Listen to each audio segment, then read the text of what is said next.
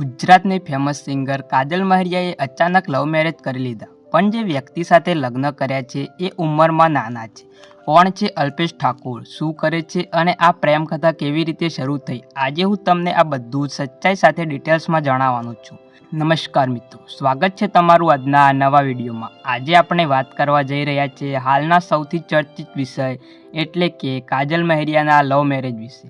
તો મિત્રો, કાજલ મહેરિયા જેમનું નામ આજે દરેક ગુજરાતી જાણે છે, પરંતુ હવે લોકોના મનમાં એક જ પ્રશ્ન છે કે અલ્પેશ ઠાકોર કોણ? તો મિત્રો, અલ્પેશ ઠાકોર ગાંધીનગર જિલ્લાના શેરથા ગામના રહેવાસી છે. સામાન્ય પરિવારથી આવે છે, પણ આજકાલ સોશિયલ મીડિયા પર ખૂબ જ એક્ટિવ છે. તેમના ઇન્સ્ટાગ્રામ પર લગભગ 50,000થી પણ વધારે ફોલોવર્સ છે. અલ્પેશ ઠાકોર પાસે સ્કોર્પિયો જેવી ગાડી પણ છે, જે બતાવે છે કે તેઓ સારી લાઈફસ્ટાઈલ જીવે છે.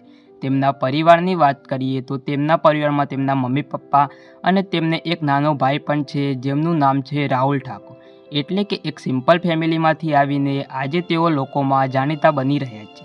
હવે સૌથી મોટો ટ્વિસ્ટ કાજલ મહેરિયા અને અલ્પેશ ઠાકોરની એજ ડિફરન્સનો. હા મિત્રો, અલ્પેશ ઠાકોર કાજલ મહેરિયા કરતાં ઉંમરમાં નાના છે અને આ જ કારણ છે કે લોકોમાં આ લવ મેરેજ ચર્ચાનો વિષય બની ગયો છે. લોકો સોશિયલ મીડિયા પર અલગ અલગ પ્રતિક્રિયા આપી રહ્યા છે. કોઈ સપોર્ટ કરી રહ્યા છે, તો કોઈ સરપ્રાઈઝ છે. કેટલાક ફેન્સ કહે છે કે પ્રેમમાં ઉંમર મેટર નથી કરતી, તો કેટલાક લોકો આ નિર્ણયને લઈને પ્રશ્ન ઉઠાવી રહ્યા છે. પણ એક વાત ચોક્કસ છે, કાજલ મહેરિયા ફરી એકવાર ચર્ચામાં આવી ગઈ.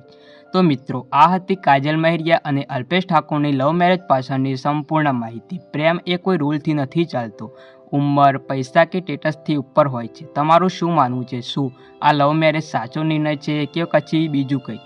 તમારી રાય કોમેન્ટમાં જરૂરથી જણાવજો. તો મિત્રો, વાત કરીએ કે કાજલ મહેરિયાના લવ મેરેજ પછી કાર્યક્રમો પર શું અસર પડશે. તો મિત્રો, કાજલ મહેરિયા આજે ગુજરાતની જાણીતી ગાયિકા છે. તેમના ગરબા, ડાયરા અને સ્ટેજ પ્રોગ્રામો માટે લોકો ભારેમાં ઉત્સાહ જોવા મળે છે. ખાસ કરીને નવરાત્રિ, લગ્ન પ્રસંગો અને મેળાઓમાં તેમની માંગ ખૂબ જ વધારે હોય છે.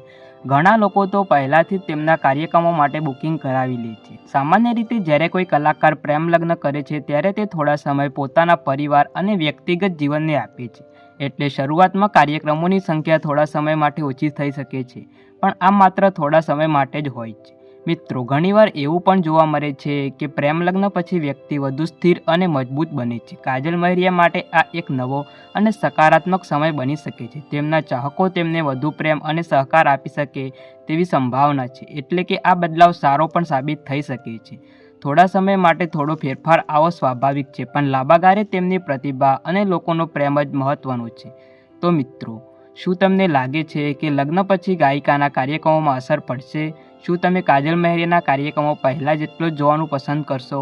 તમારી રાય કોમેન્ટમાં જરૂરથી જણાવજો. જો તમને વિડીયો ગમ્યો હોય તો વિડીયોને લાઇક અને ચેનલને સબસ્ક્રાઈબ જરૂરથી કરી દેજો. જય માતાજી.